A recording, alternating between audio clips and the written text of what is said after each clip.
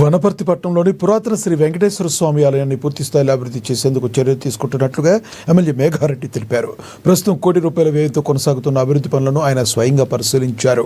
వచ్చే ఏడాది నాటికి ఆలయానికి 50 వసంతాలు నిండుతున్న సందర్భంగా మరో ₹4 కోట్ల నిధులను తీసుకురానున్నట్లుగా ఆయన ప్రకటించారు.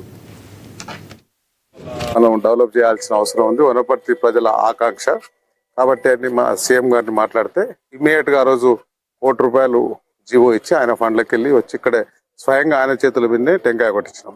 సో మళ్ళీ ఇప్పుడు 50 సంవత్సరాల సందర్భంగా ఇక్కడ చిన్నజయ స్వామిని తీసుకురావాలని దానికి సంబంధించిన ఇవన్నీ డెవలప్ చేయాలని రఘునాథ్ శర్మ గారు నాకు చెప్తే మళ్ళీ మొన్న లాస్ట్ వీక్ లో అసెంబ్లీ నడిచే టైంలో ఈ 1 crore ఇచ్చినామన్నా చాలా మార్పు వచ్చింది.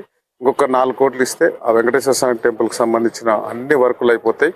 అక్కడ స్వాములు పూజారులు ఉండడానికి క్వార్టర్స్ కానీ దాంతో పాటు ఇక సీసీ రోడ్స్ కానీ ఆ పక్కల టెంపుల్ ఆదాయం కోసం కొన్ని షాప్స్ కానీ ఒక హాల్ కానీ అట్లా ఇచ్చే క్రమంలో అది ఇస్తే మనం లైఫ్ లాంగ్ వనపర్తి ప్రజలకు అక్కడ సెంటర్ ఉంటుంది. ఆర్ట్ గుండెకాయ లాంటి ఆ సెంటర్లో వనపర్తి వెంకటేశ్వర స్వామి టెంపుల్ డెవలప్ చేయాలని అన్నను సీఎం గారిని ఒప్పించినాం.